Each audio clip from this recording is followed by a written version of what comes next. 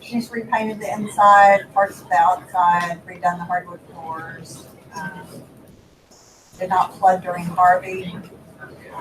It's just a nice little cottage. Some go for some entry. 15614 Whitewater in Barker's Landing, 320, Sandy Parker.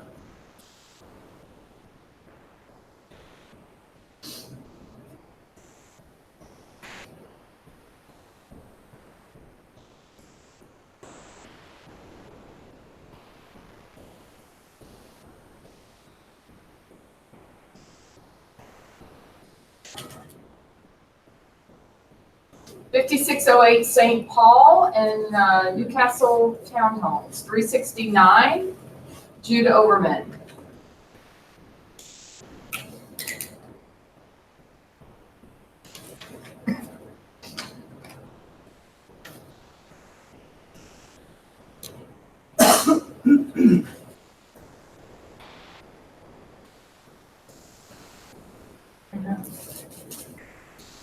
$18,631 Duke Lake in Cypress Forest, 429.8, James Rosenfeld.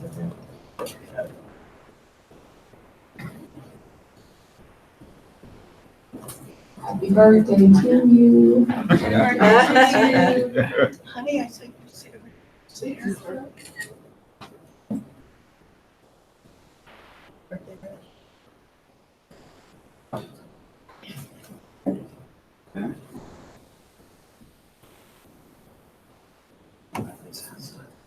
Oh, I do.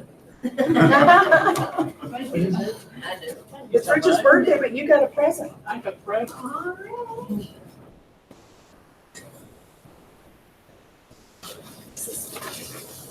Nice to meet you. It's my husband. Nice to meet you. 10311 Piping Rock in Briar Grove Park, 449.9, Cheryl Ford.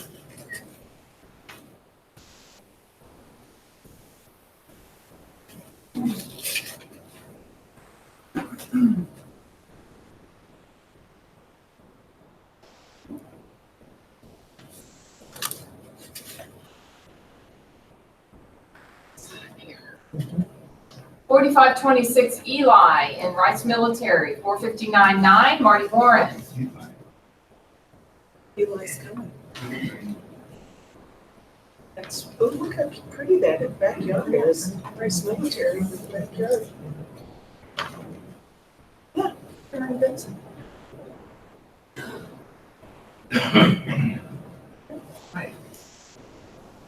Yeah, nice backyard. Very nice. Something on Eli, didn't it? Real grass. Yeah. Yeah. Yeah, looks good. Thin lawn, artificial turf. The best. $1717 Ashland in the Heights, 486, Jack. Yeah, this is a great little house, 3-bedroom, 3.5 bath. Kind of a little bit traditional floor plan, but there is a nice little caveat here. The first floor does have your one bathroom with an ensuite. The second floor, which you can see there, is very large, open, 12-foot ceilings. But the bottom picture there on the left is a standalone study/office. So you do have a dedicated room that, you don't have to use a bedroom or have 2 for 1. Upstairs on the 3rd floor, the master is absolutely massive with 12-foot ceilings as well. Beautiful master bath, and then you have your 3rd bedroom with an ensuite as well. It's been staged. It shows very, very well. The owners put some nice fresh plantings out front in the little New Orleans style courtyard right there that you have for a little patio. And it's literally about a wedge to Torchy's Tacos. So it's far enough away that you don't get the noise from 19th Street, but a nice stroll over for a beer or whatever you might want to have in the evening. Really nice house. Nice. 1275 Turnberry Oak, 500, Jack? So this is the house that I was telling you guys about that we did Curbio with. It's located in the village of Afton Woods, so it's behind the gates. 24-hour manned security with the pool and 9 yards. This is a single-story home, so you've got somebody who doesn't want stairs, this is your baby. About 2,100 square feet. The front living room, dining room off the foyer that opens up into this kitchen and family room area. Very wide open floor plan. The bedrooms are off to the side. It's been completely repainted top to bottom. New carpets throughout. The Curbio redid the front landscaping as well. Shows extremely well. There is a little bit of deferred maintenance, I'll tell you that right now, but we've priced it and seller's motivated. So you have someone looking for that single story floor plan, this is your baby. And it's really great location right behind IKEA back there. I'm curious, how long did it take Curbio to do all the work? And what it costs? So I'll just kind of talk about Curbio real quick. So who knows what Curbio is? Everybody knows. Y'all all kinda know know it. it. So this is the perfect house as far as I'm concerned for a Curbio project. The bones are awesome, right? The house is in really good shape. We're talking lipstick on a pig for the most part. Guy was a pig. So the house, I'll show you some before and after photos, which will really give you an idea. But it needed paint. It needed to be really well cleaned. The carpets were disgusting. The front landscaping hadn't been touched since they probably planted it 22 years ago. Okay, so there was no window in the front. It was all just a green mess. So there were a few little things that I needed Curbio to do. There was some water damage up on a ceiling that he hadn't fixed the leak, obviously, but he hadn't done anything on the ceiling. The whole thing was repainted. I'm talking doors, trim, ceiling, walls, everywhere. Repainted, replaced all the carpet. We had some cracking on just where the border cracked up above. There's no foundation problems, but the mortar cracked. He never fixed that, and the landscaping. There are a few other minor things that we had them throw in. A new disposal. They replaced all the registers. We repainted all the kitchen cabinets and all the bathroom cabinets. So what's deferred maintenance? You said there was deferred maintenance. He hasn't taken care of the house. Deferred. Do they send in the contract? Yeah, so here's the deal with Yeah, they send Curbio. them contracts. So when I looked at the house, when he called me up and I said, look, dude, if the house is in this That's what shape, I think. we're looking at probably selling this thing from 400 to 425. If we get this basically cleaned up, I think we're looking 475 to 450. Oh, really? Well, do your sellers have the cash to put that into the house? Usually they don't. The beautiful thing about Curbio is they don't want any cash. They will get paid when you close. Right. So there's no money out of his pocket. So it gives him the freedom to do the things that I think need to be done. He said, okay, let's look into it. You call Curbio. Curbio will say, just tell us what you want in a real rough bullet point, and they will send back a quick little rough estimate. When he asked me what I thought it would take, I said, I'm thinking 15 to 20K. Their minimum is 15, okay?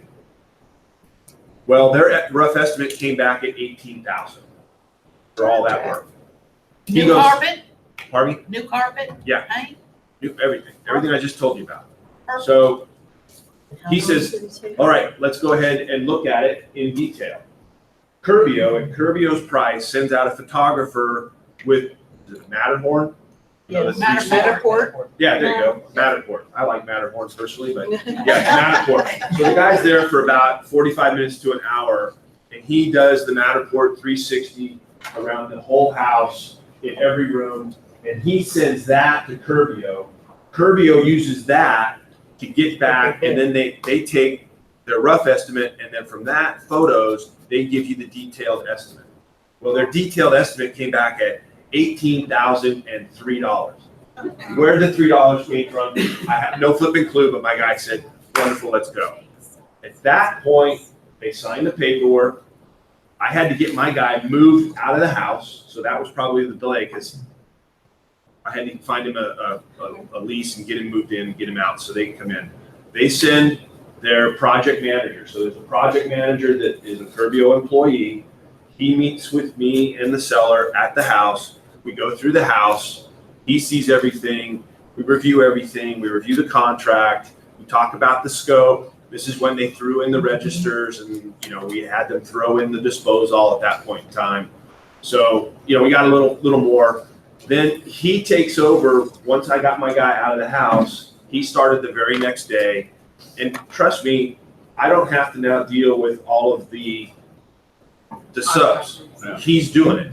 I put a key on a lockbox, give him the key. He comes and goes. He schedules it. He manages it, and they've got skin in the game. Because they've got skin in the game, they want to get in and get out fast. So basically, it was 10 working days for them to get. Wow. That's good. Wow. Painting. They did a good job, it looks good in your Yeah, opinion? I mean, you see them. I mean, there were some things I had to come back and say, hey, you need to fix this up. You need to fix this up. The house was so dirty. Before the open house, I spent 2 hours on my hands and knees hand washing some of the floors You could just have called because the Curbio. cleaners. They would have been there. Will they pay for staging? No, I had it staged, They but get the staged. seller did that. But yeah, Curbio won't do staging, and you don't want them in there at that point. But I'll tell you, I think Curbio is a really valid asset for us, and this is Compass's concierge service that they're doing. The one thing that Compass concierge service does, as I've come to find out, is they mandate a price reduction to get it sold. Curbio's out of your business. They're not telling you how to manage your listing. But I saw their contract, if you are every. The seller has to Oh, they manage do? the The seller trades. has to approve that, but so long as I'm working it and managing it, it Wait, works out fine. Come What if Curbio it never said that? closes? Pardon me? Then the seller has to pay, And the the seller has to pay it. but there's no late fees or interest or anything charged. So it's basically, processed. it's a loan and the management and the work. Did you change the fixtures in the bathrooms and stuff?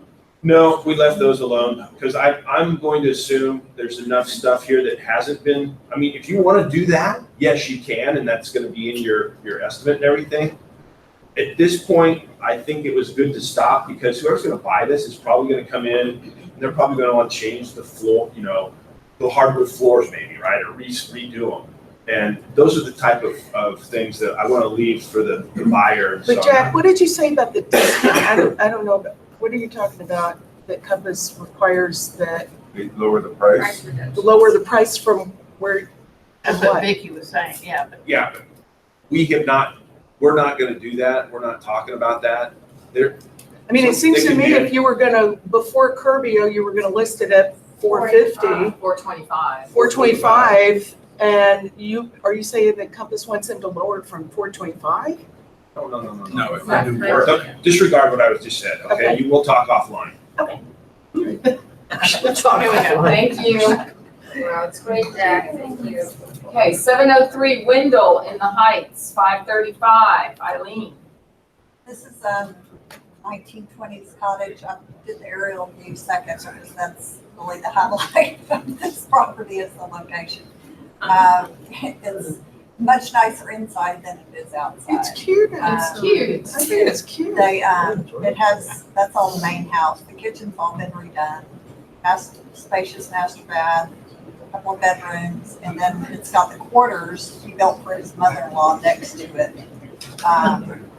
And the quarters apartment picture, it's got a full kitchen, handicap bath. Okay, you might have them darken this line a little bit, it's kind of hard. to Yeah, see. we had some issues with Yeah. TK on our. So do you have any pictures of the quarters? Yeah, it was right above. Oh, that's a the quarter. quarters. So one end was the living bedroom area, and then the kitchen, the bath is on the right, and the big closet is on the left, and then that's the quarters bath.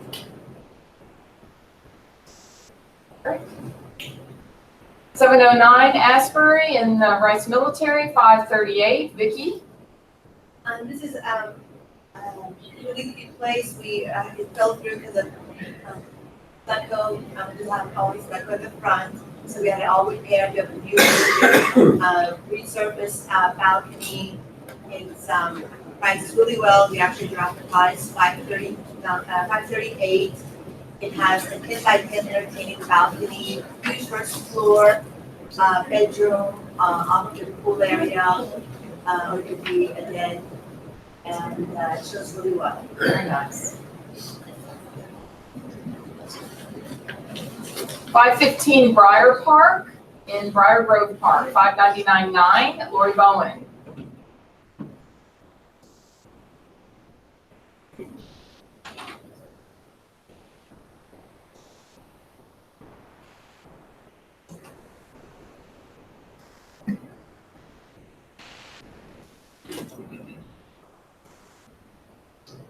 (10102) Sugar Hill in Briar Grove Park, 649, Cheryl Ford.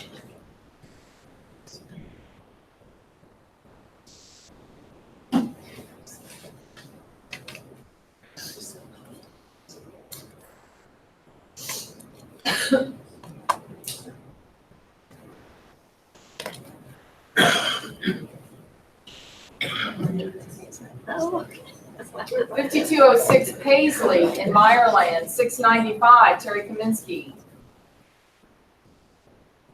There's a reason.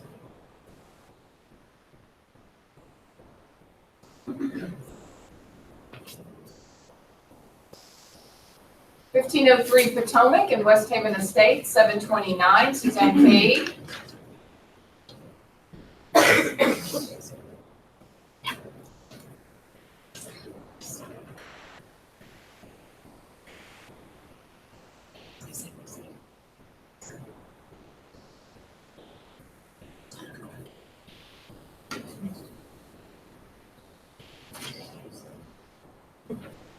(1604) Nevada, 750, Yvonne Meyer.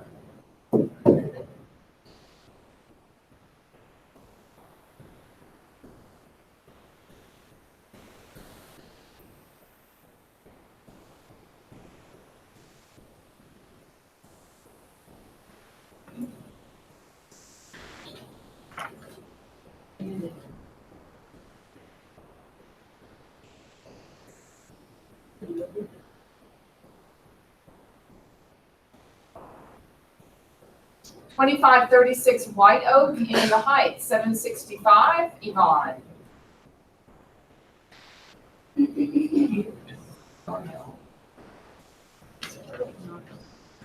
That's adorable.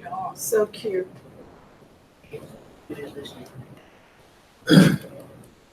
We saved your seats.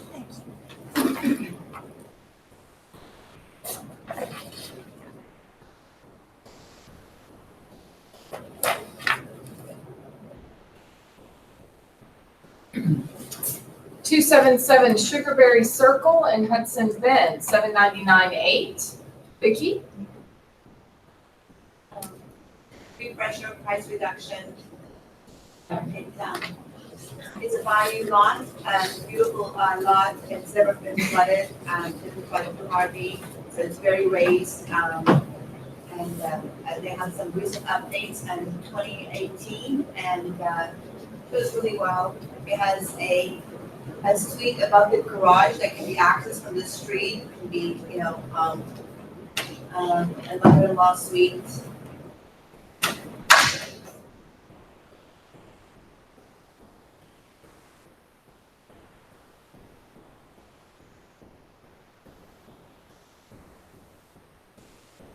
(1807) Indiana, 900,000, Josh Green.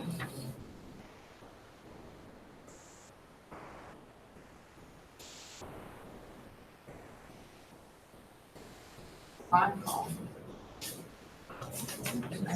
Yeah, wow. Good prime call. Yeah. Really? Wow.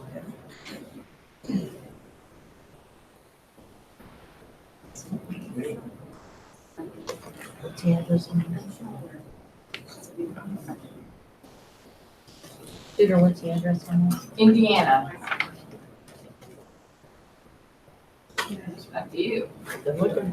1807. I've shown this. It's a super contemporary space, and it's pretty cool. But it's got right across the street. commercial property that nobody seems to know what's gonna happen to it. And it's just in that part of Montrose that it could be a bar or a tattoo parlor. Yeah. It could go either way. And that's why my people loved it. And it took me almost a week to talk about it. Is it Lillian? That's No, not. the other one, on Montrose. Indiana. Oh, okay. 5325 Lillian, Sunlighting, it's sunlighting. Uh-huh. Okay. I know a lot about it. 999 in Ron Espinosa. I know a lot about Indian, really.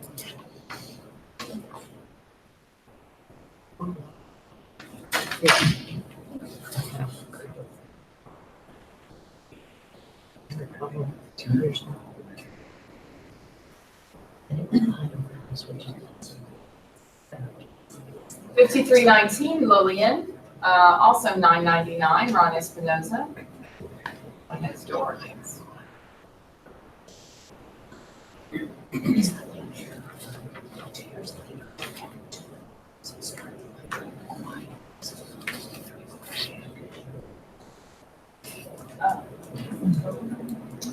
Twelve seven oh three Waterside on Lakes on Eldridge, $1 million even. Hillary Shearer.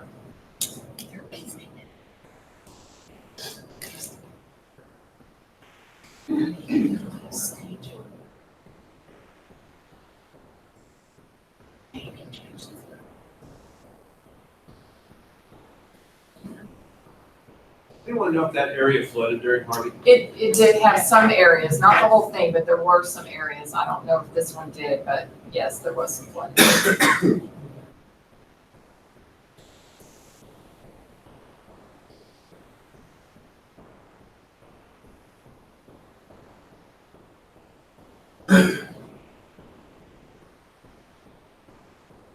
Six.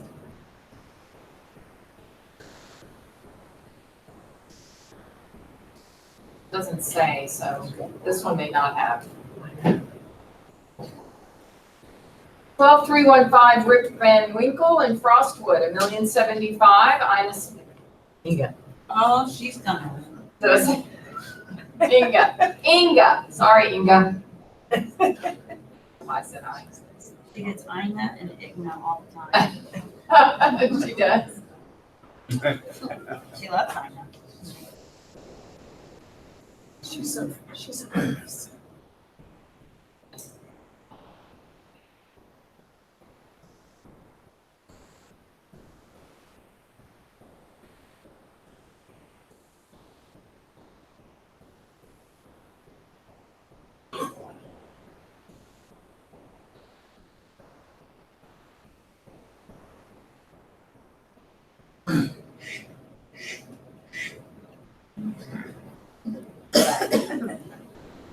$4103 Blue Bonnet in Ayrshire, $1,095,000. Terry Kaminsky.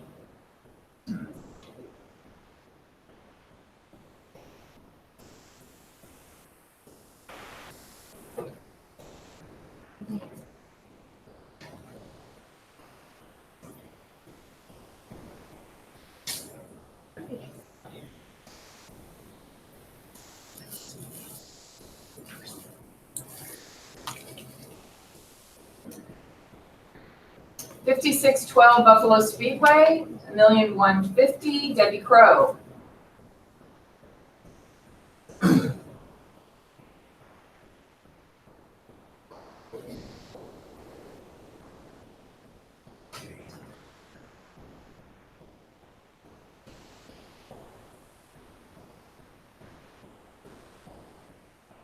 Yes. 11403 North Chestwood in Hedwig, $1,199,000. Cynthia Bigelow.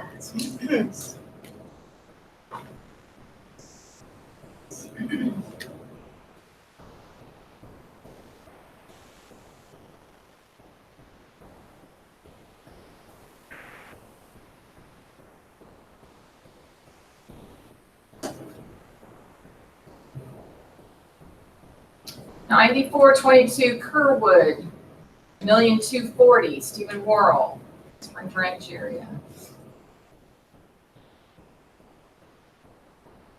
1113 Welch in Westover, $1,269,000. Mike Spear.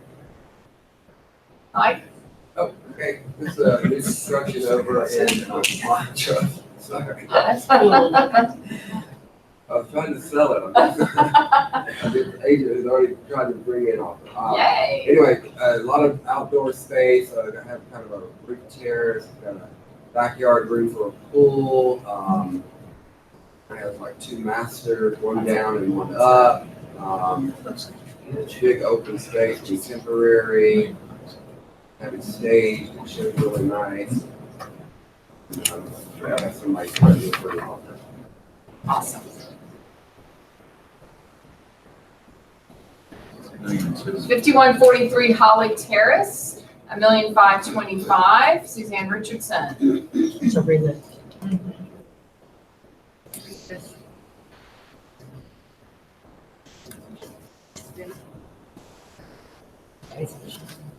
I know. See what they say about it, I guess, yeah. Well, they really, really out.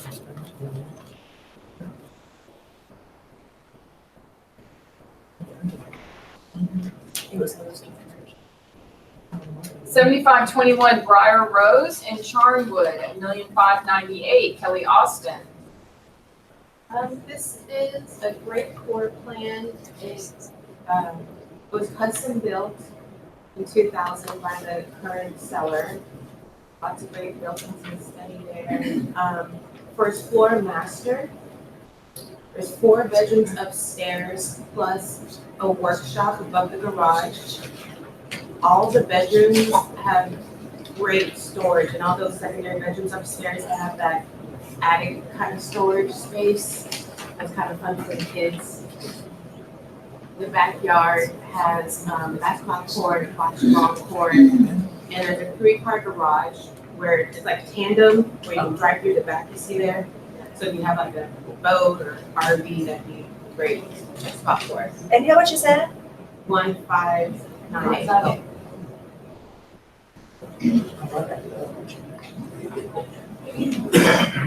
1149 Freeze or Fries?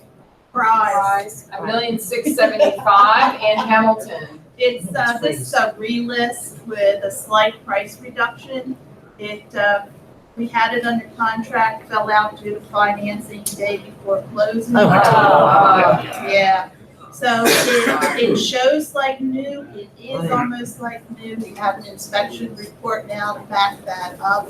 It's a great floor plan, it's just a wonderful house. So if you have anybody looking, it has a little bit of extra space, there's plenty of room for a pool, these sellers didn't put one in. Very private, lots of room for parking if you have people with teenagers and lots of cars. Great. It's a That's great good. house. 2740 University Boulevard, $2,980,000. Stormy Hayes.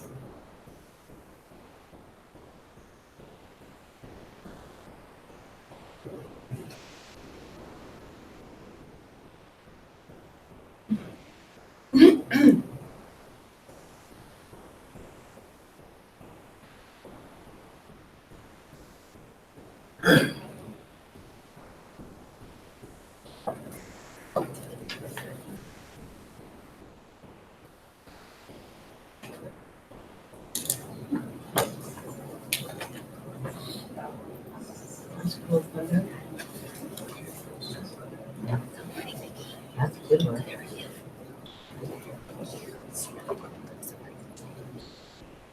218 Pine Hollow, $2,995,000. Headley.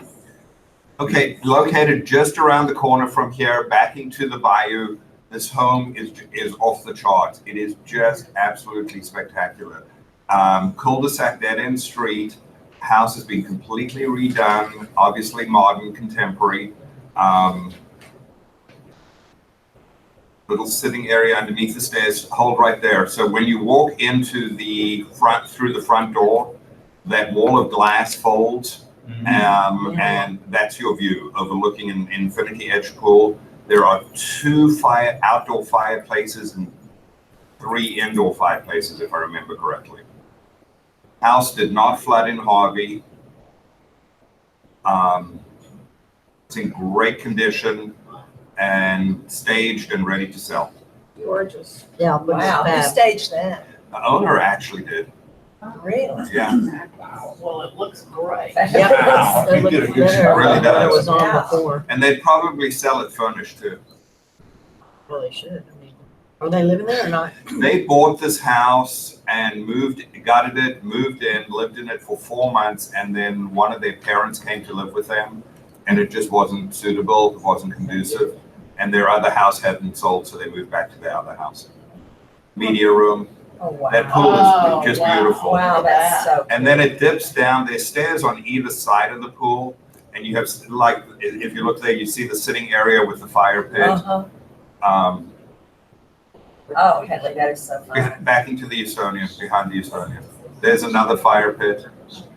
Wow. Gorgeous. And then up to the left, where you see the glass on the roof, that's another outdoor right there is another big outdoor sitting area that's off of the game room and media room. Nice.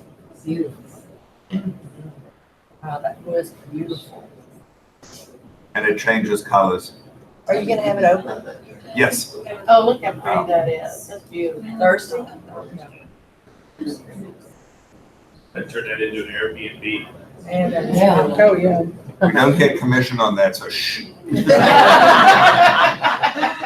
don't we buy it, we turn it. All right, yeah. Now you're talking, Maryland. Jack. Yeah. I'll write the contract. Marilyn, I always say we're gonna buy one of these modern houses together, we know. Number 2, Grayton Lane, $3,650,000, Sally Kamichek. Anybody seen this? Okay, so I had this house listed and Sally's people bought it Right. a couple of years ago. Last year. Really, really nice house. The original owner is an interior designer. This was her personal home. Study area over there, nice sized dining room. That picture actually doesn't do it justice. Great wet bar that's open to the family room and kitchen. Kitchen, I don't know what, she took the chandelier down. How big is that lot? If I remember correctly, a half acre. Master's down, little home office off of the kitchen breakfast area, pool, bathroom, master bedroom, master bath. Really pretty, nice closet. Well, Second floor bedroom.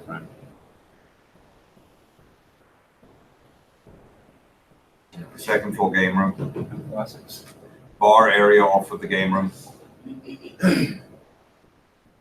That's the downstairs utility room area. Pool, it's got a great outdoor gazebo right there. Great. Boy, that would be fun. Mhm. Very nice. Lot size, 20,198.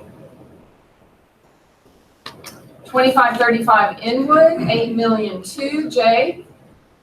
This is Jennifer Hamlet's latest house that we wrote. It is the most beautiful house I've ever seen. I mean, it does nothing else comes close. It feels like a real French provincial estate from 200 years ago. Oh, look at that The antique fireplace. mantle. That's actually the mantle from the house that was on the lot. How neat. Oh, that's cool. Amazing wood beam ceilings, custom copper, look at that copper sink and that brass faucet. Antique chandeliers throughout. Beautiful, Jay. That's the caterer's kitchen. One of 3 hot baths. Mudroom. Family where some people could walk into that fireplace.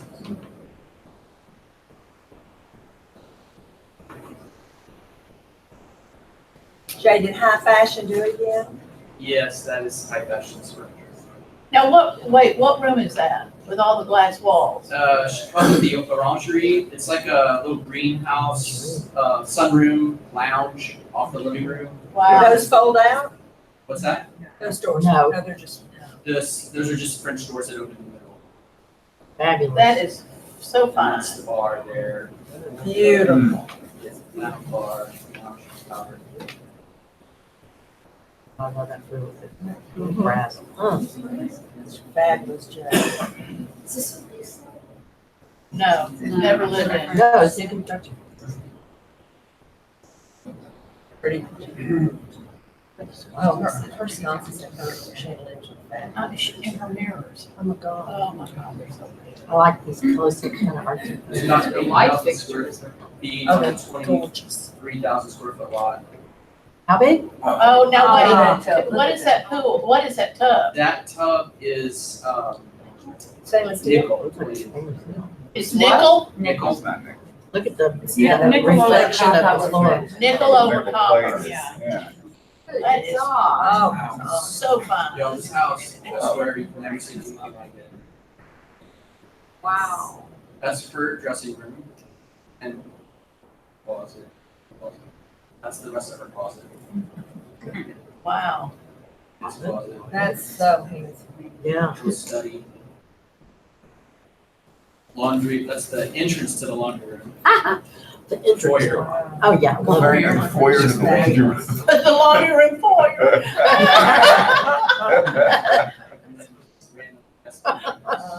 Seriously. Oh my gosh, Jay. Hardware's Jay is fantastic. so fabulous. So, y'all, we are open today. I have, her house on Del Monte open, and this one, 11:30 to 2:30. If you come to Del Monte for lunch, we have pedicabs that will take you to Inwood. Oh, It's a look little at bit of a that. challenge sometimes over there, so you can park the Del Monte and they'll take you over there.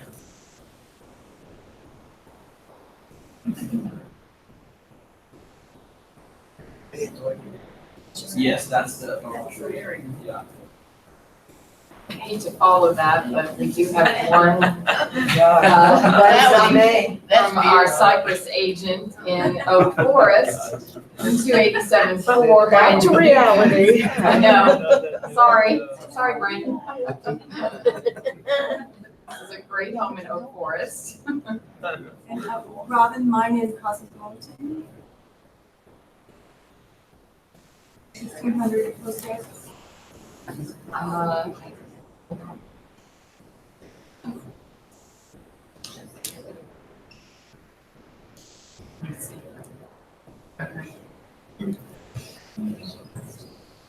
499. Okay. Robin, I emailed you some photos. I was wondering if I could show it because it's hitting the market today, it's just not ready right now. Okay. And I'm glad I'm not calling Jason.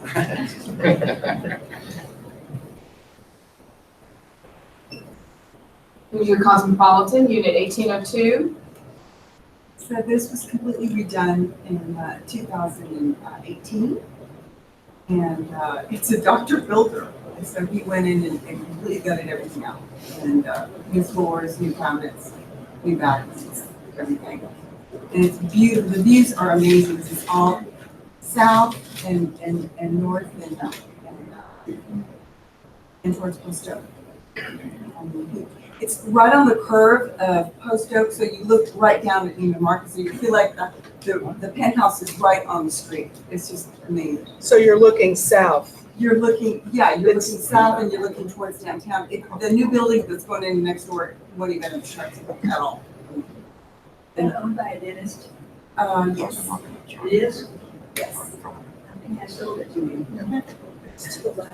To the right is dinner. You come from the office later, I'll leave you the. What are your monthly payment? This unit's facing. The nurses are, 2499.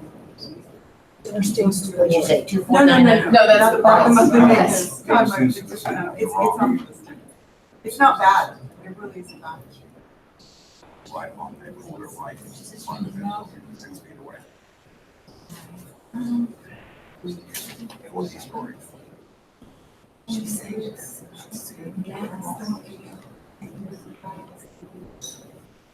One San Felipe, Vicky, is that?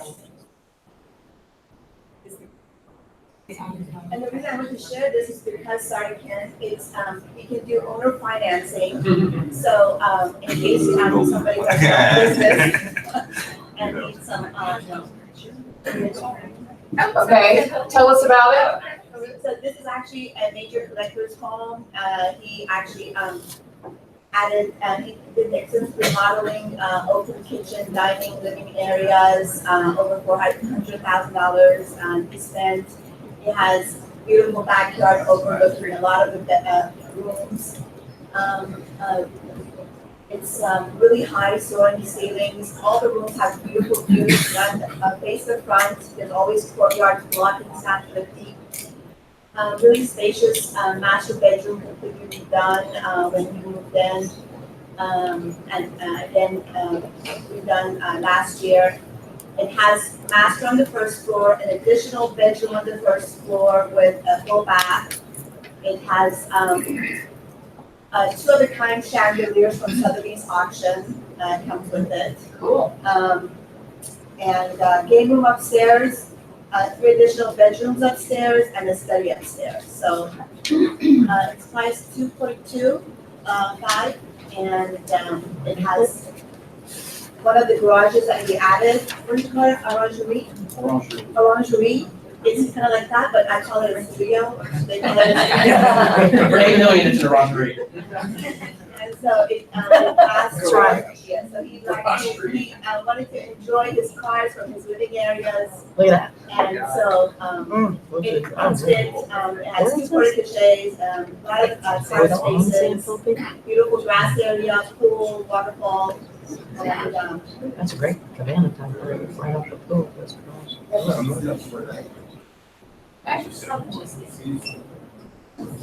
Okay, excuse me. While Ken and Aaron come up, are there any new listings? Any other new listings? Yes, ma'am. I have a lease listing in River Oaks coming on Thursday. It's on Overbrook, 3643. It's 3 bedroom, 3.5 bath, pretty cute, 90,000 a month. Okay. Anybody looking for a lease in River Oaks? Nope. Okay, Ken, Republic State Mortgage. Welcome. Thank you for breakfast. You're welcome. Delicious. If you don't know me, my name's Ken Jason. If you don't, how can you not? Anyway, I've been doing this 200 years. All right. With me is Aaron Manati, our production manager. Aaron's as good alone as I am. I heard someone say that they didn't get their financing the day before closing. You know, here's the problem. Nobody ever lies to you in the real estate business. Okay? Well, the reality is, just about everybody lies to you in the real estate. You get a pre-approval from someone. When I do a pre-approval, you can bet that they've been pre-approved. I don't sign it. They say, I need a pre-approval. I said, I can give you a pre-qualification. I can't give you a pre-approval. You have to know your lender. You can't depend, you know, and you got a deal, and deals are hard to get. We're all in this together to try and close them, and deals are hard to get. But you kind of back off and make sure that what you got is real, because getting there one day before closing or a week before closing or whatever, Jack and I worked on a deal once, and I said, I can't give him a loan, and Jack found a place at somebody else that gave him a loan. There's probably a loan out there, unless they, you know, the people you usually send me just got out of prison. If they've been out a little longer than, you know, whether they've been on parole for at least a couple of years. But the other thing is we've helped some people make their deal on down payment. When you've got a smaller deal and they're going to put 5% down, if they have the money for 20% down, we'll qualify them both ways. But you know, as a listing agent, if you get somebody that says 20% down and somebody else says 5% down, subconsciously you're going to have more confidence in the 20% down just because they got more money. Okay, and you know, you got that little place in there where you put, you know, they can change financing. Now, if they don't have it, you can't do that, or I won't do it. But that will help you close some deals and get some things under contract that you might not have gotten otherwise. But it's really important that you know your lender and not just, you know, you get a letter that says they've been pre-approved. I've seen them where they were pre-approved. Only contingency was homeowners insurance. They'd never even gotten an appraisal. How can they do that? They hadn't done an appraisal, they hadn't got their tax returns, they hadn't done anything. And the whole deal fell apart. And they called me, 3 days before closing, said, we're supposed to close and they don't have a loan. Can you get them a loan? I said, not in 3 days, but let me look at them. And I looked at their credit and stuff and said, they can buy a house in about 6 months or 8 months after we clean them up, but not right now. So the waste of time that y'all put into trying to sell a house, showing a house, and then find out that this dirtbag that is trying to buy it, let me rephrase it. This client that is trying to buy it isn't gonna get a loan and doesn't have the cash. You've got to vet them with me. I'm the only one you can trust in Houston, Texas. Thank you. Send me a deal.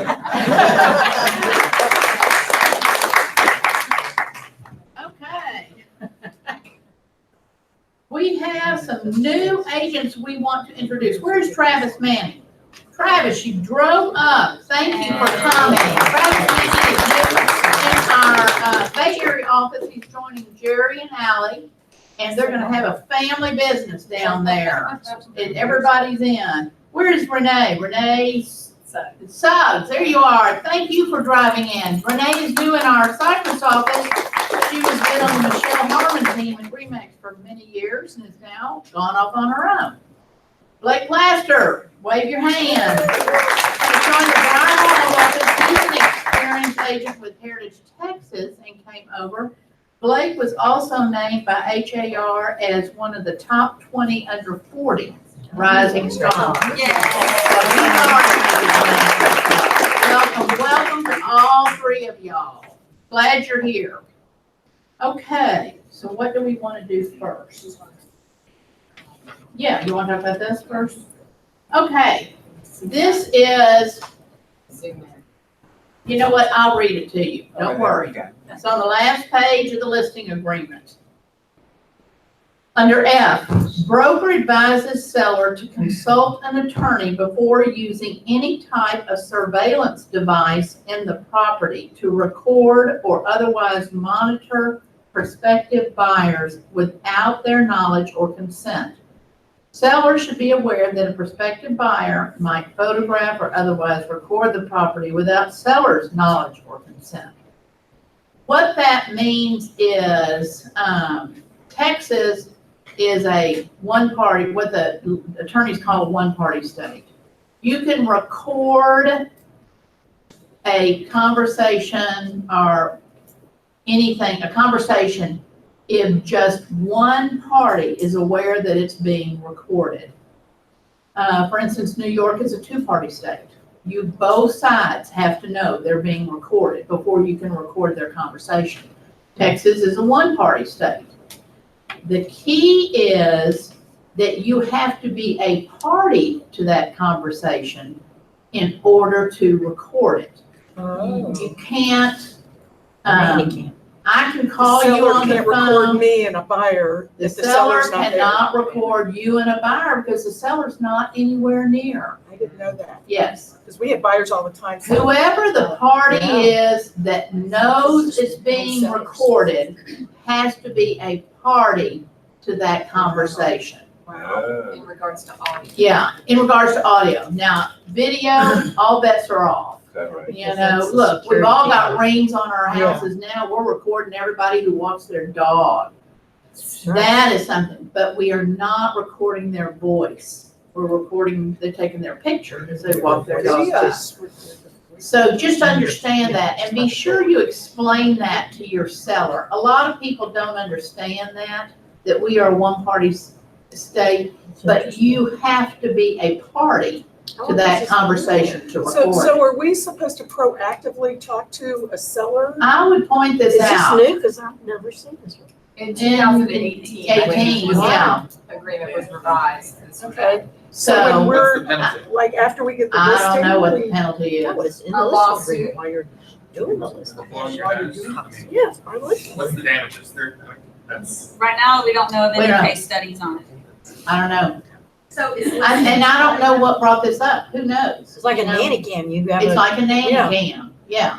Is listening to audio a live feed, is that the same as recording, something that does not record? for a seller to have a camera in their home that is hearing the conversation but not recording. It's just surveillance. Yeah, right, exactly. It is It's not recording. Well, it says or otherwise It monitor. says type of surveillance device, so. Yeah. You know what, I just think they Otherwise need to talk to their attorney, To record you know?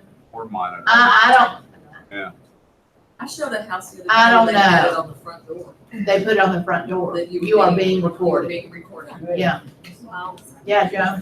I have a listing Well- right now, it's got cameras all through the house. And it just- Oh, like I said. Well, I would show him this and tell him to talk to his attorney. I think cameras are fine.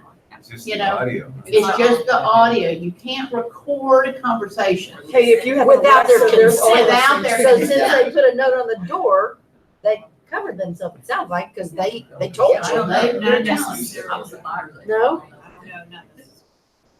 I Without think their they need to be knowledge, aware of it. well, it's their knowledge, maybe they don't consent, but. What, Joan? What, Joan?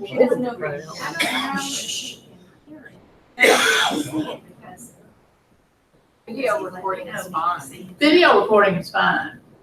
I just tell my buyers, anytime we go in a house. I tell them I to. do too. I There might said, be you an don't handicap say on. anything until we get in the car and we're pulling away from the house. Right. Not even in the yard. I No, don't wanna Green hear can it. pick up the yard. Yeah, I Oh want my us God. in the car Absolutely. with the air conditioning on, the windows rolled up, and we're driving. Put there, get Yeah. it on the window. And I think that's why we're saying this First statement things is first. if you're not sure if they're recording audio or just video, you want to alert them of this so that they can Be find careful. out what their damages could be. So. Tell them to consult their attorney. It's on the listing agreement. So you might, as you're going over the listing agreement, just point this out. Just say, if you're planning on putting something up in this house, you need to talk to your attorney first. Okay? Make sense? All righty. Terry's got a brief announcement. Terry, you're on.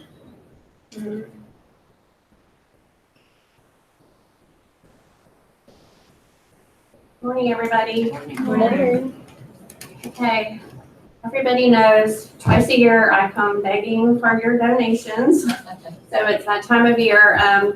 What we do is every year or twice a year, we try to choose 3 organizations. Usually we pick children, pets, and maybe a park or something, a park in the city. This time we've chosen Sunshine Kids, which a lot of you probably know is an organization that helps children that have been diagnosed with cancer, and they're helping them while they're being treated. Yeah, while they're being treated. And so they come up with projects for them. And what we're going to do while we're doing the drives, we ask you to give 1 or 2 items to each organization. So what they have asked for this time is for journals, markers, and crayons. And so what we want to do with those items, we're hoping each of you will give those items so that we can bag them up for the children this time from that organization. Then they will accept Amazon gift cards, McDonald's, which I think is kind of odd, but I guess they have a McDonald's restaurant at the hospital. Yeah. And iTunes also. But I'm sorry, what was the last one? iTunes. And I'll send out an email, a follow-up email with this too. But we're hoping for the art project so that we can give the bags, a little gift bag to all of them. So that's the first one. Does it scroll through so that you can see? And then, so that's the first organization. We're also gonna do Friends for Life, which is another pet rescue. That's usually one of the most popular ones. So Friends for Life is a certified no-kill shelter. They give help all kinds of pets. What they're asking for is dog and cat food. Don't forget the cats. Dogs are usually the most popular. Please don't forget the cats, but they want dog and cat food, cat litter, and waterproof dog beds. The last one is Covenant House of Houston, which is a popular organization that we've been helping here for a while. This is a different donation item that they've asked for. They would like belts, women's or men's belts. And the reason for that is a lot of they help adult youths that are trying to find jobs. So Do they need belts to go on interviews? 18 to 24 years Yeah, old. 18 to 24-year-olds. I did ask, and they will take gently used belts, so this is easy for you. You can look through your closets. If you have belts that are in very good condition, we will take those too. The last couple donation drives, we haven't had quite as many items donated as before. So don't think that you have to go shopping at the most expensive places. You can go to the dollar store for the art projects. You can order off of Amazon, have items shipped directly here to us. We will take those at the front desk. And again, go to your closet for the belts. Very easy to make the delivery here to us. We will have boxes up at the front desk. We'll have boxes delivered to the other offices, Memorial Bay Area. You can easily leave things with the office coordinators, or you can drop things off there to Sabrina and I will happy to take the deliveries. I know all of you guys have big hearts. Please help us make a big impact on all of the organizations. We only do this twice a year. It's real easy to do. What's the time period? Sorry. We're starting today and we'll do it through the end of the month. And we'll get an email. Yes. End of June, through the end Through of the June. end of June. Questions? Thank you. Okay, so before Robert comes up, I just wanted to go over a couple of tips that hopefully some of you may or may not have experience with. Hold on one second, I've got to connect this.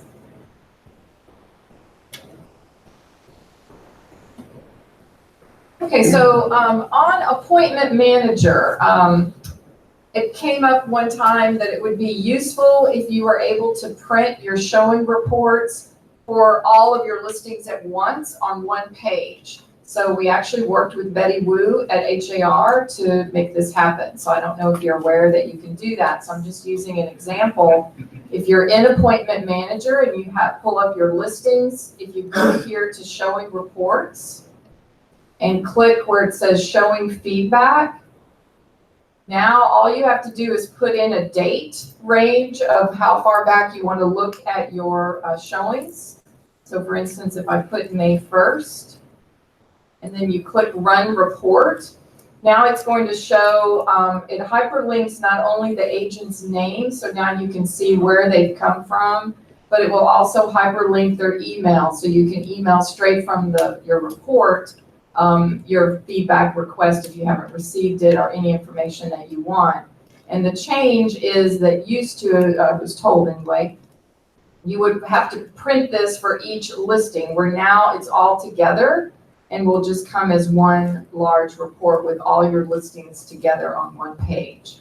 So that's something fairly new. I didn't know if anyone was aware of this. Where does it say your listings? It only shows Here at the active top. listings. Oh, I see. I'm sorry? You can't go back and look at past listings. It's your current listings, that's Current correct. listings, okay. Yes, your current listings, yes. The top line here, Martha, is where it has the listing address. Thank you.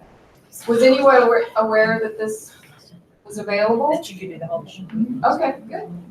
And the newest thing again is the hyperlink to the email address. That was just added a couple of weeks ago. So I wanted y'all to see that. Okay. The next thing was just a reminder about the reverse prospecting. Is everyone familiar with reverse prospecting? You know what that is? Yeah, I got one the other day. When it started, I got a million of them, but now I haven't gotten any in a long time. Can you explain it to me? Yes. Forget. Hold on, let me go back here. Okay, so when you go into Matrix and you're looking at My Listings, when you just select a listing, any listing, at the bottom you'll see the opportunity here to look at the reverse prospecting. So again, just an explanation. What that is allows you as the listing agent to communicate with agents who have clients where your listing showed up in their search criteria.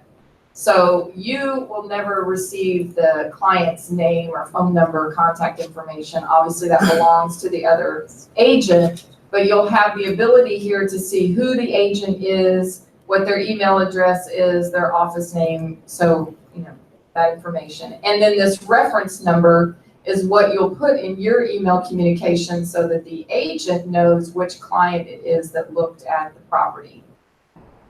And this gives you all that list for this particular, Robin, what is the count? the count means that this agent's contact had 58 of your listings that showed in various searches. Now, it could be, I'm told, the same property Yes. could show up over and over and over. Because that's what's Right. confusing, and sometimes you get into that search, and you Right. see that there's so many. Yes. And so you wonder really the relevance of Well- contacting them, because You know, if this agent has them set up on a daily search, Yeah. and so the property could be showing up multiple times, it's the same one. right. Yes.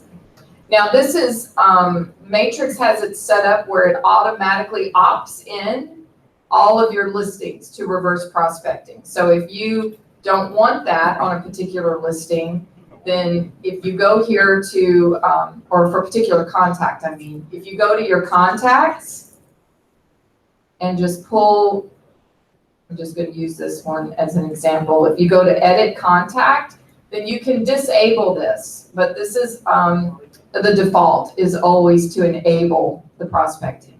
Okay? But you can just unclick it if you don't want that person to be in the reverse prospecting. Let me make sure you know how to Why do that. wouldn't you?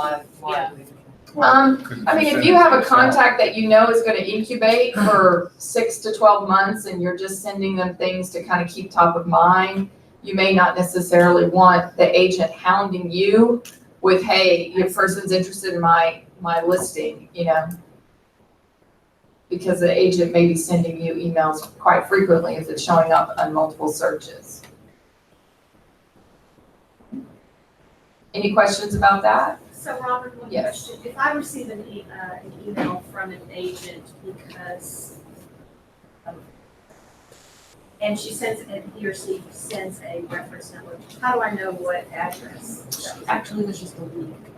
Is the reference number an MLS? So No, it's not. Go ahead. So there's actually a link in the email that the agent sends you. And if you click on the link, it's going to take you to the contact page Right. from your from contacts. Right. And then you'll see that it's Robin Connor or whatever. So like click on one of the contacts and just click on either one of those. Just click on the link. When you click on the link, that's what's going to show up in the link. It's going to show Antigua guy, Joe, and his email, and then you go, oh, it was Joe. Does that make sense?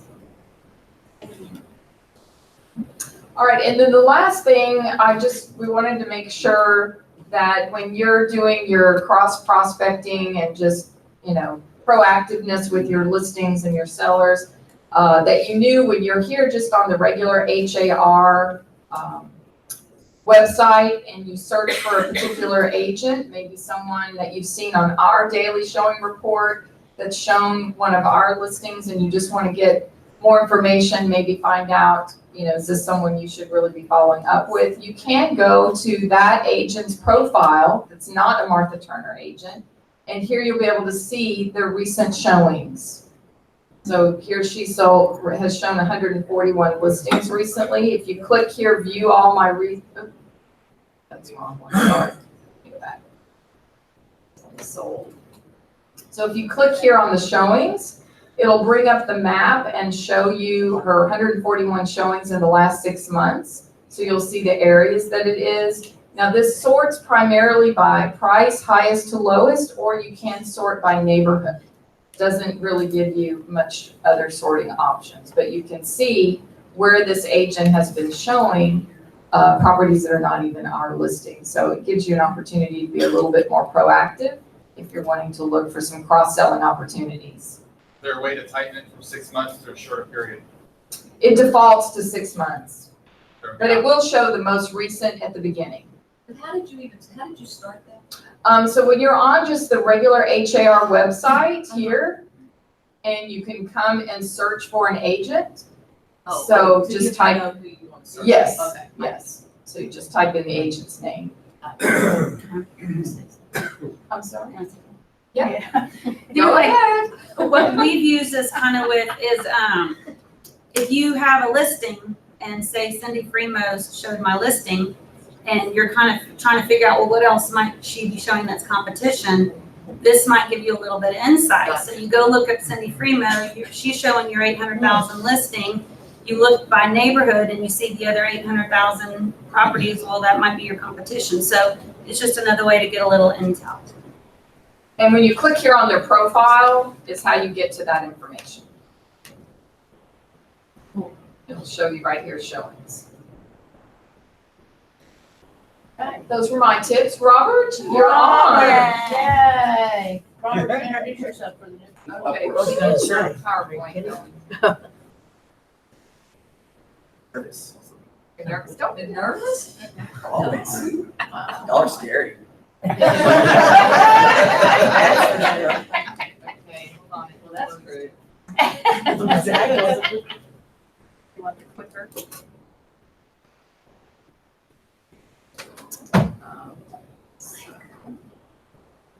This is.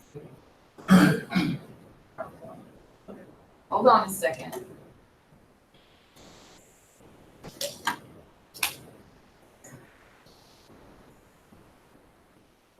Robert, tell a joke. Yeah. Why? I'm just kidding. What do you do with a dead scientist? What? You bury him. You. I have other ones, but they're not. You see this slideshow? No, maybe not yet. That's so sad. I was trying to figure that out for a minute. You would never have known. I was like, is that a science joke? I'm not It good at is. science. Yes. What do you call a deer with no eyes? What? Oh my No God. No idea. idea. Oh, hold on, the feet was down. Wait, no, I'm seeing them. You all there? Do something, Robert. Do a dance. Make sure it's not frozen. Can you see him? Thanks for the joke. Yep, there he dances. All right, then I'm gonna leave that alone then. On my side, it's down. Okay, hold on.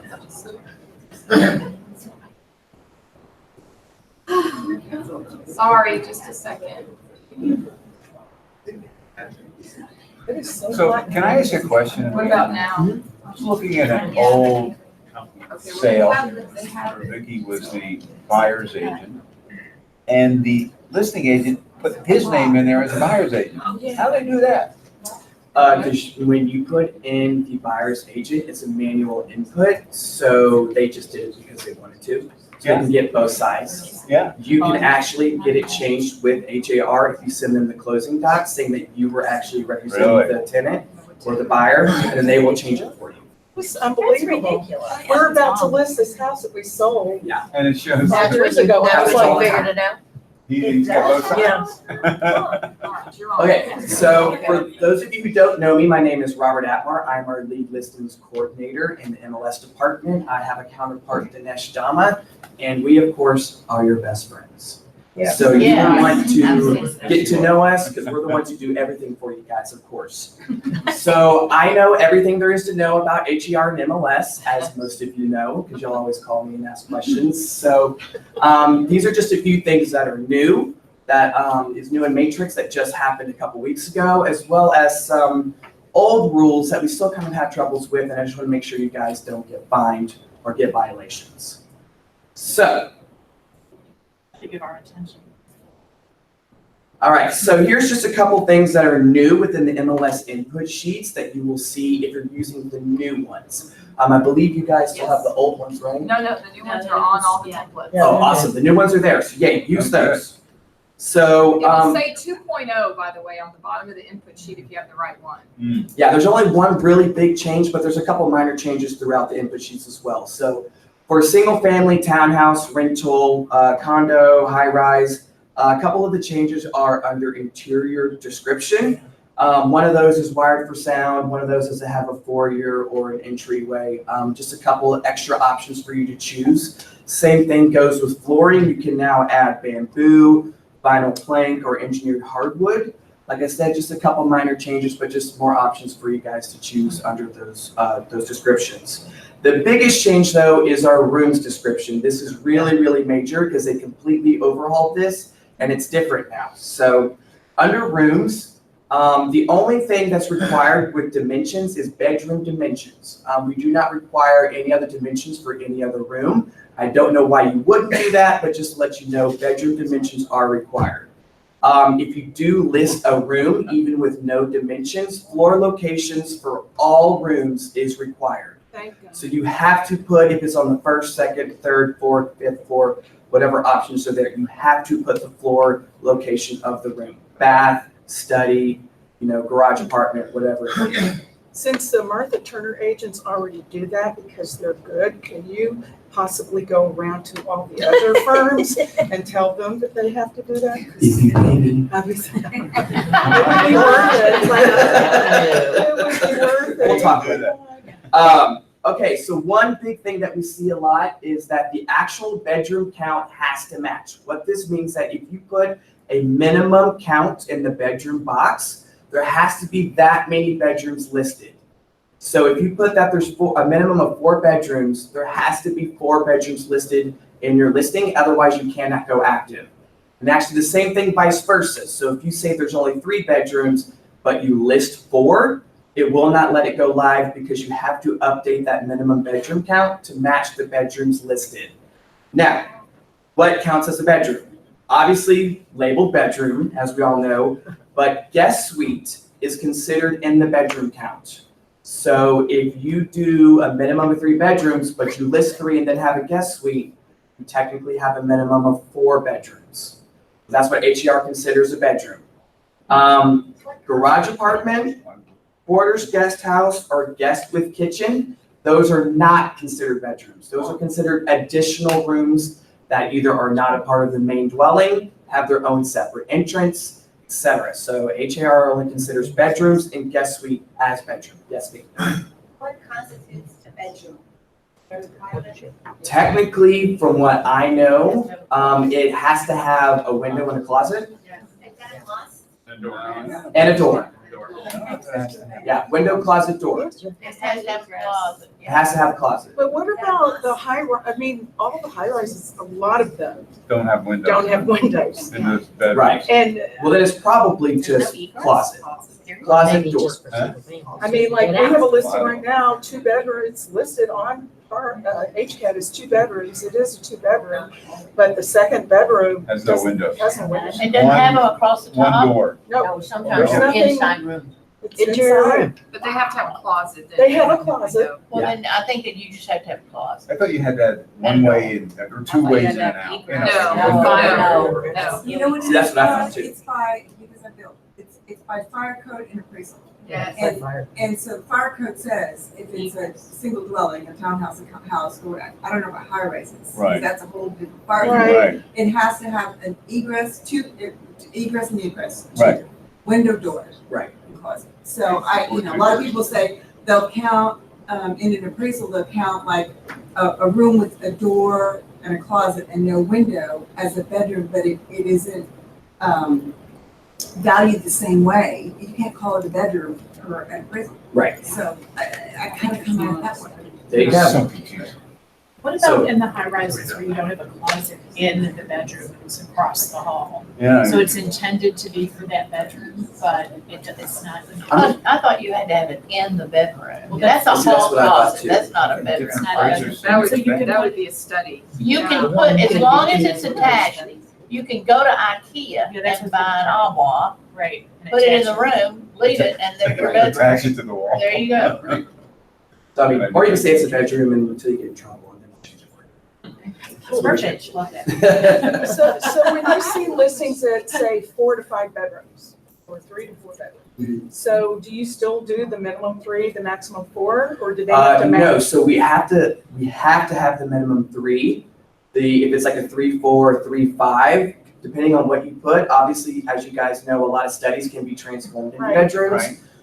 Sometimes there's extra rooms that you can't list, so that those can be bedrooms. So we have to have that minimum. We don't have to have the maximum, but we have to have the minimum.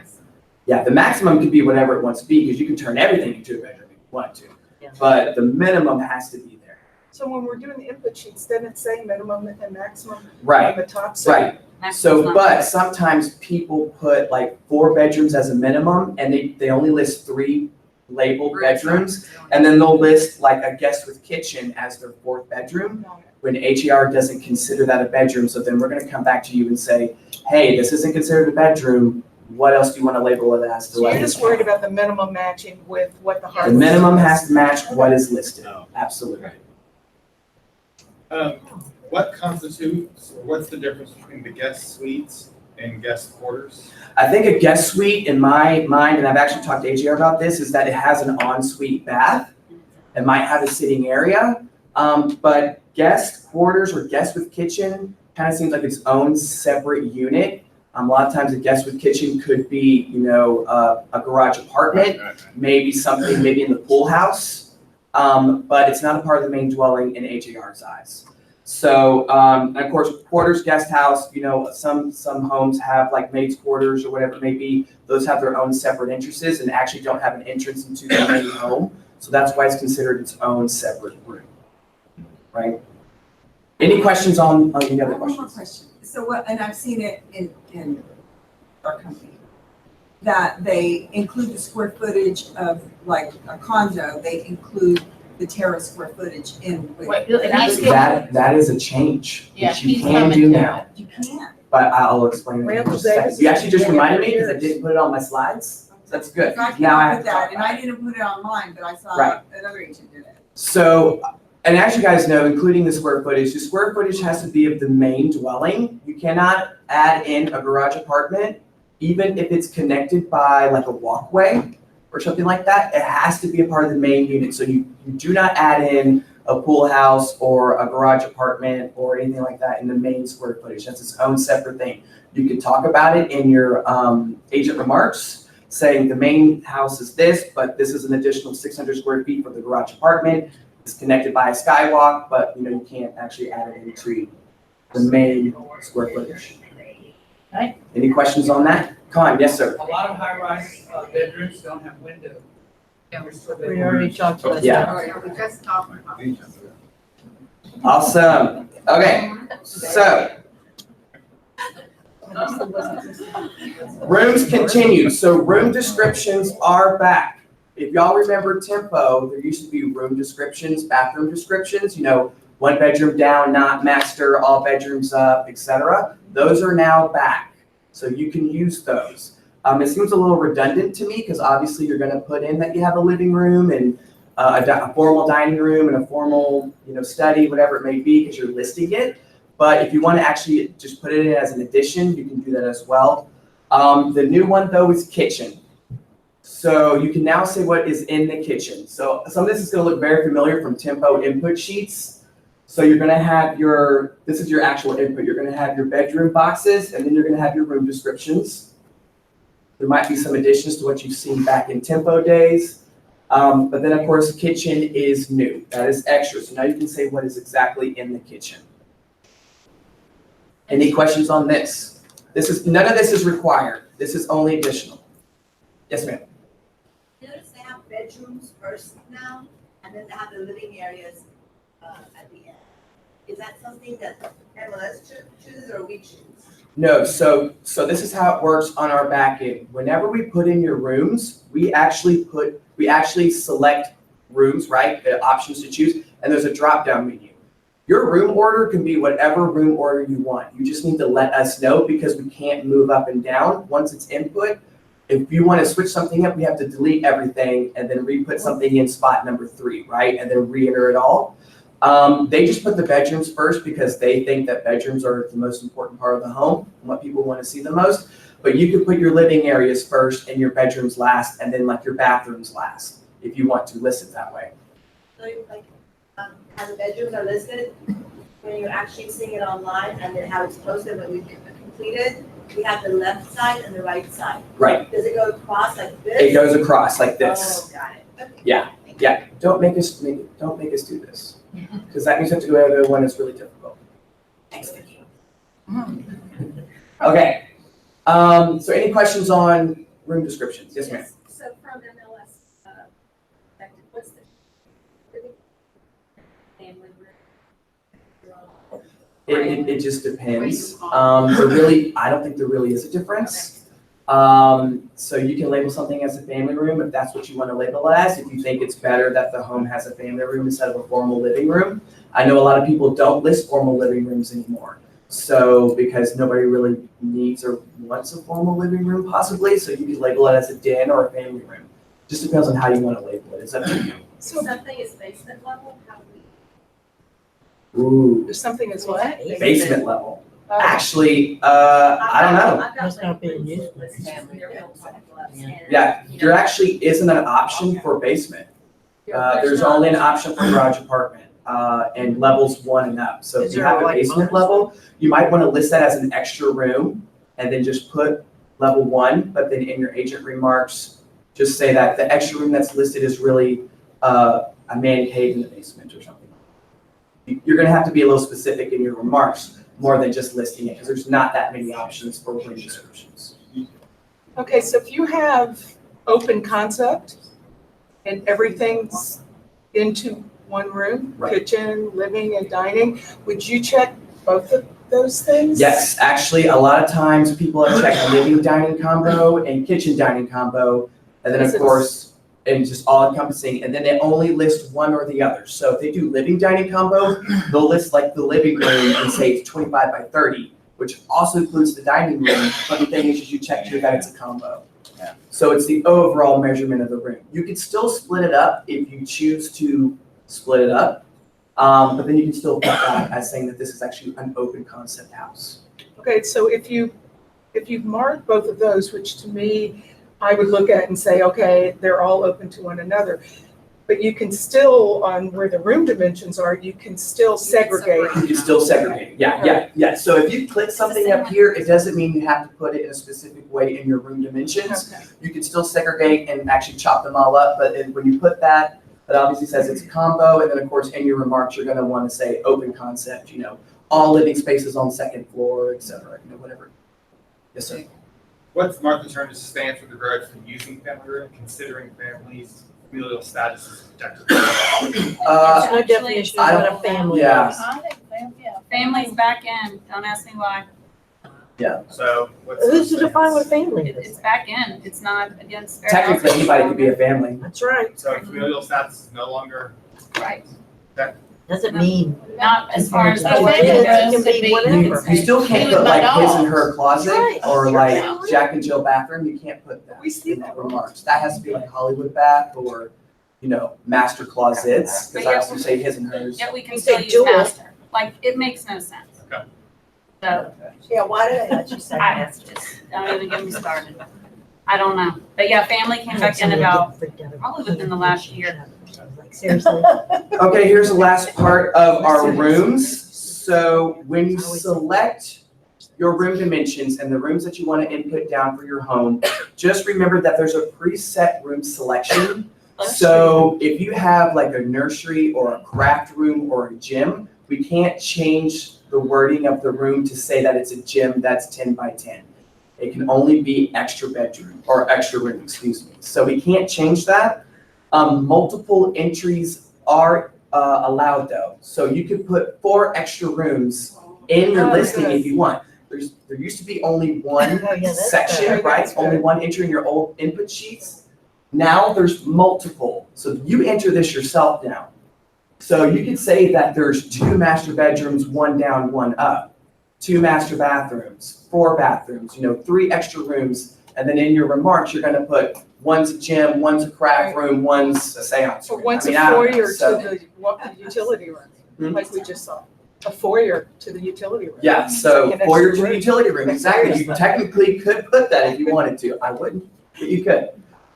So yeah, up here, you actually have your room types that you can choose. So it actually tells you what you can choose. But like I said, you can choose as many as you want. I think you can actually have up to 50 rooms for a home. We've actually reached a max one time, but I think it's 50. Wow. It was Jay's listing. No, it wasn't Jace. Yes, ma'am. Robert, the order that we turn the room in, form from top to bottom, is that the order that? That's the order that we're gonna do. So you see how it's ordered up there? You don't have to go in that order if you don't want to. So if you put living room, dining, kitchen, study as the first 4, That's what we're doing for the first 4. Then you do master, bedroom, bedroom, bedroom. We're gonna go down the list like this, straight down, and that's how we're gonna list your rooms, if that's how it is on the input sheet. That makes sense? So it doesn't go across? I thought No, you no, just we said don't go across when we list. Now, what happens though is when you go down, when it's listed, it goes across. Okay, so if you want 4 bedrooms to go, or 3 bedrooms to go, it'll be 1, 2, 3. Yeah, so it'll be, so you might wanna So do do you list it master across? bedroom. Right, And it will be listed across. it will be listed across, yeah, because so it's listed down, Write it down. but it's listed across. That's how it goes like we do it this. down. Displayed across. Right. Exactly.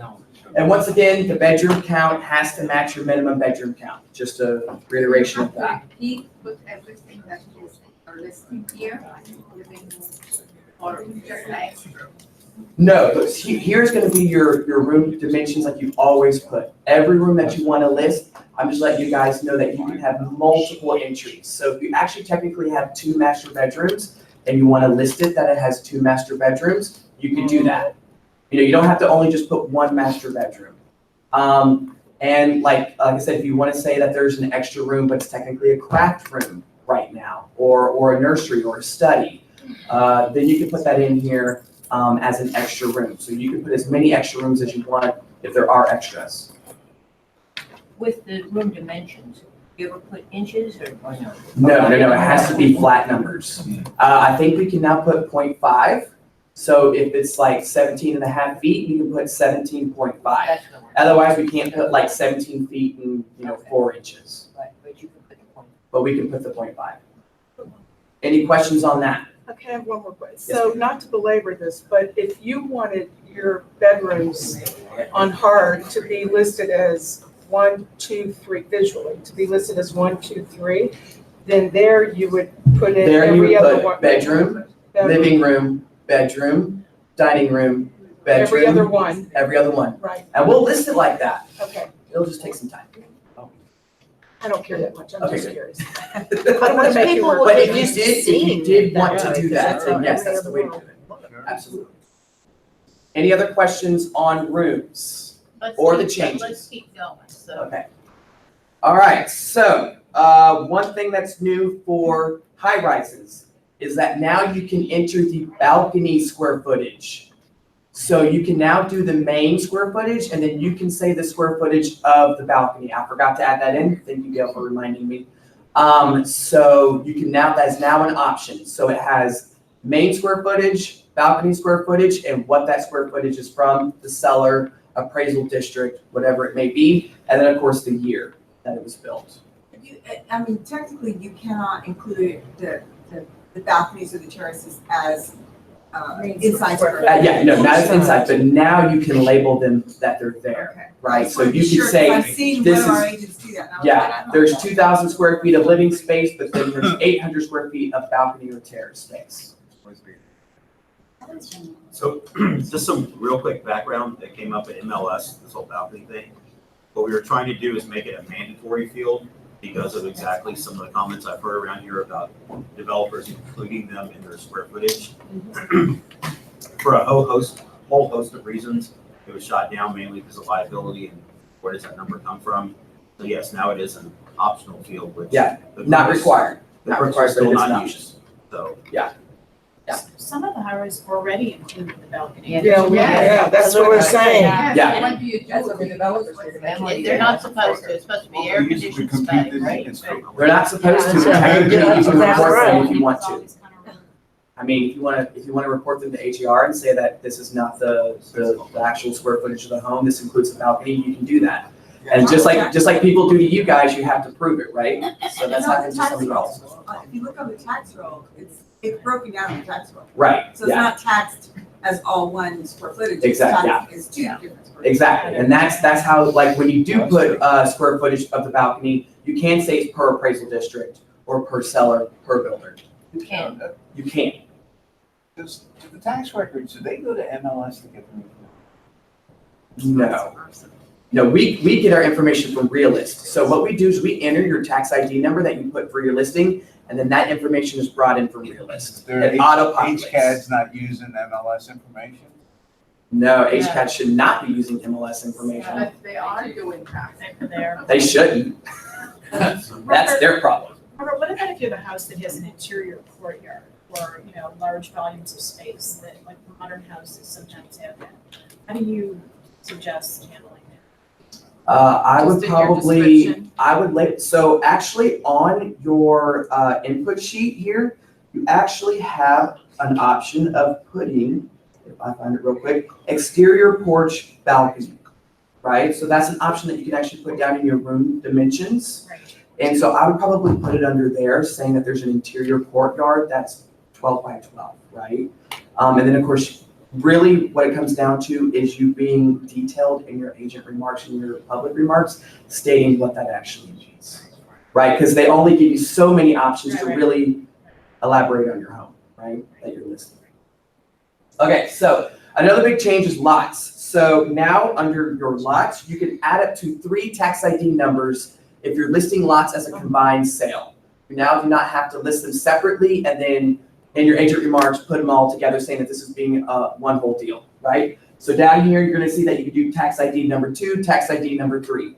So if this is a 3-lot deal, it's not being sold separately. This is one whole deal. Then you can do that under lots and you can do that under country homes and acreage. That is it. Wow. Now, if it's a single family home and you're also selling the lot next to it, you have to list the single family home and then you have to list the lot separately and then talk about both in your agent remarks.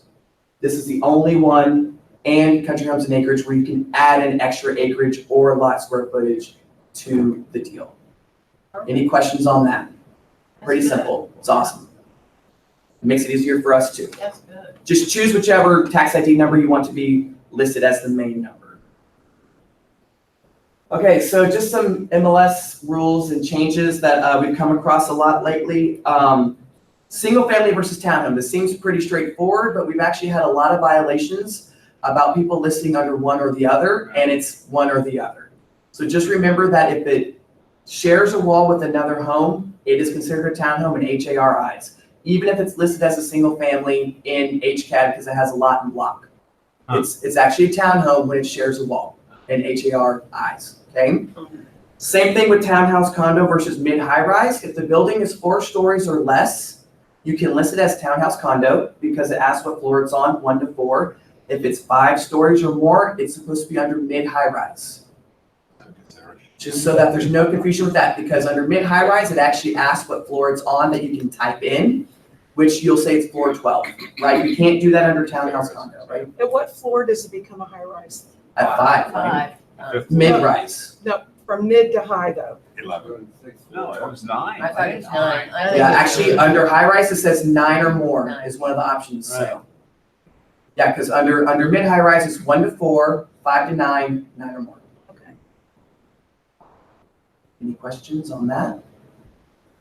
Awesome. Okay, so just reiteration on remarks. This is still a really big deal. Remember, in public remarks, you cannot put anything about allowances, anything that the seller can give back to you, nothing like that. No BTSAs, nothing giving back to closing costs. It just has to be details about the property. That's it. That's all it can be in public remarks. No phone numbers, no email addresses, no links to HOAs, nothing like that. Same thing with photo descriptions as well. Nothing of that can be in photo descriptions. No links to any videos or anything like that. Links to videos goes into a separate part in your listing agreement. Could you put it? There's actually web hyperlinks that you can add in and other things like that. Property links, etc.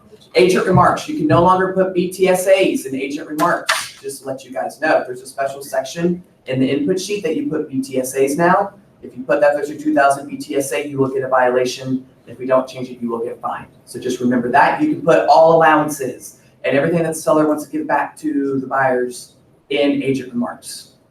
Is there a, can you put a deadline BTSA? Yes. You're allowed There actually is a BTSA end date. So if your seller wants to give a 5,000 BTSA with a contract by 7/31, we'll put 5,000. 7/31 is the end date. Now, it doesn't automatically go away, so you'll have to remind us to delete that when that time comes.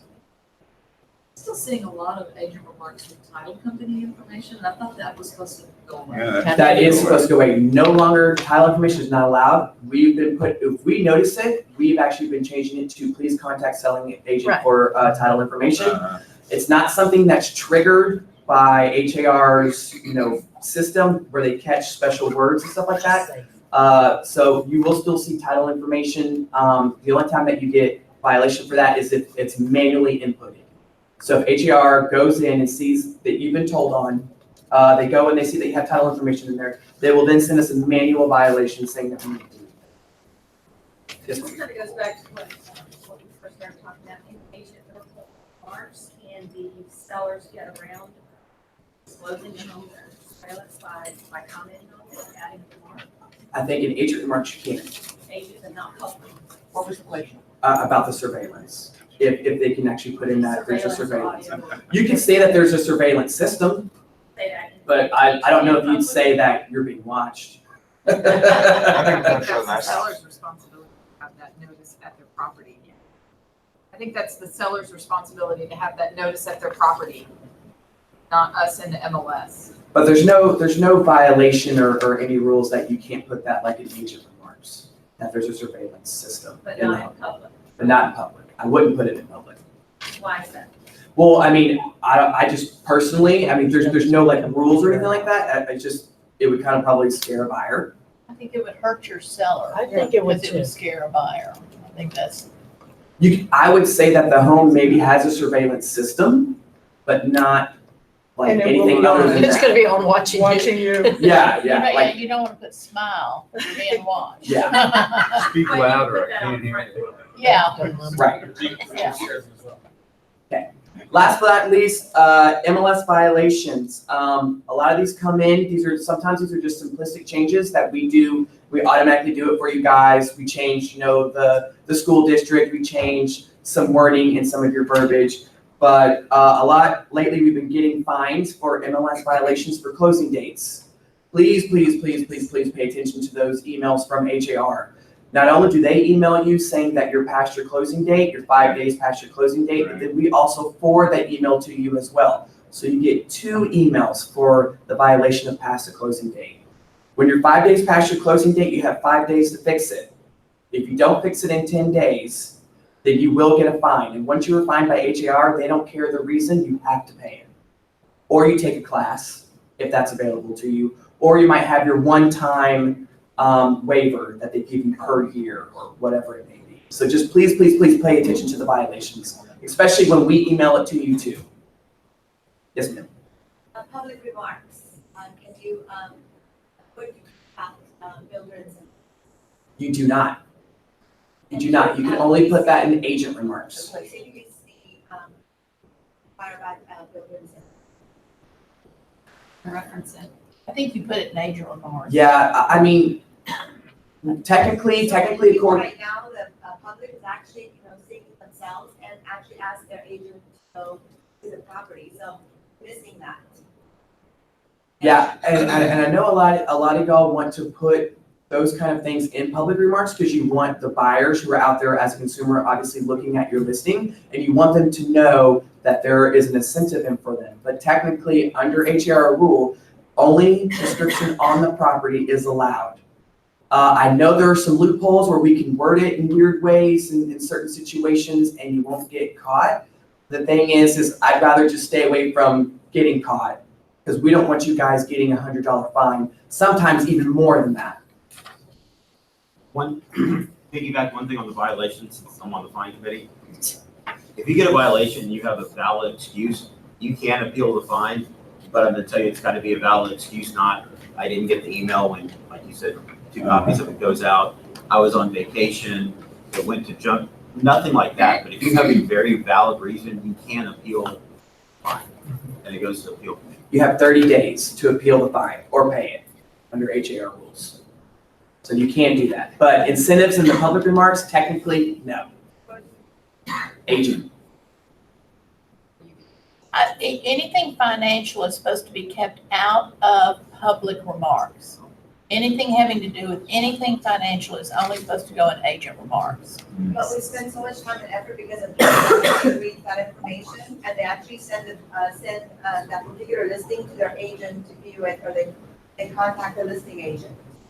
Right, So we're right. missing that connection to Yeah. let them know of something. No, I understand it, but the only way to get that changed is to contact MLS committee at HAR and ask them. Yeah.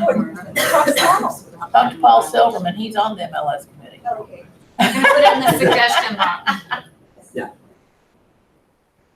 Okay, logging out of your listings. A lot of you guys have gotten emails from us saying that we can't make your listing active or we can't make those changes because you're still logged in.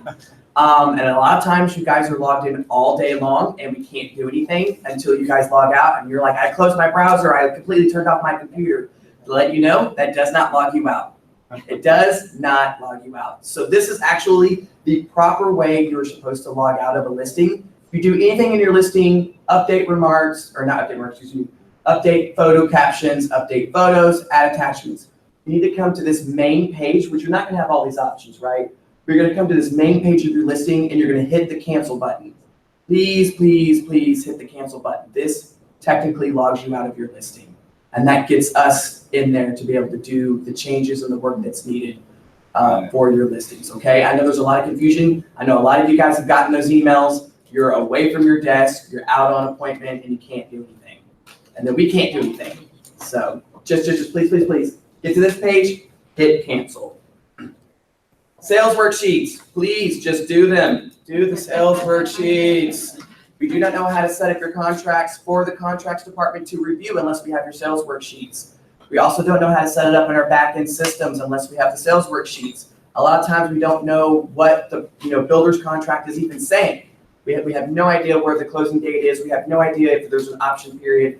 We have no idea if it's reload or not. Because of course, contracts department doesn't review reload contracts. So we need to know how to get that in there so we know how to set it up so that your stuff gets reviewed, you close, you get paid. You get paid on time. We don't want you guys to not get paid on time, right? So please, as soon as you get a contract, please do your sales worksheets as soon as you can. I know some of you don't want to do them until after the option period's over, but just please do the sales worksheets. We would greatly appreciate it from you guys because it makes our lives better and it makes your lives better because when you close, like I said, you get paid. Okay? Yes, sir. Well, I always do the sales work immediately because I want to get on. Exactly. I thought that's. Well, sometimes we don't get things from like if you represent the buyer, right? So then when you represent the buyer, it's obviously a little different because we don't have to do anything in HAR. But the thing is when we receive a buyer's contract, we want the sales worksheet so we can get that set up, especially if you have a quick close, we can get it to the contracts department, your stuff gets reviewed. Okay? Thank you, everybody. Thank you. That is me. If you have any questions, please come to my office, give me a call. Dinesh and I will help you. Is Dinesh in here? No, he's not. He's so nice. They are the nicest people in the world. Thank you. Have a great day. Say goodbye to everybody. Bye, everybody. Have a terrific day today. Purge. Every time I walk in my office, I want to cry. Because I'm going to get Jenny told me, she told me, she said, we'll just get some margins. I was just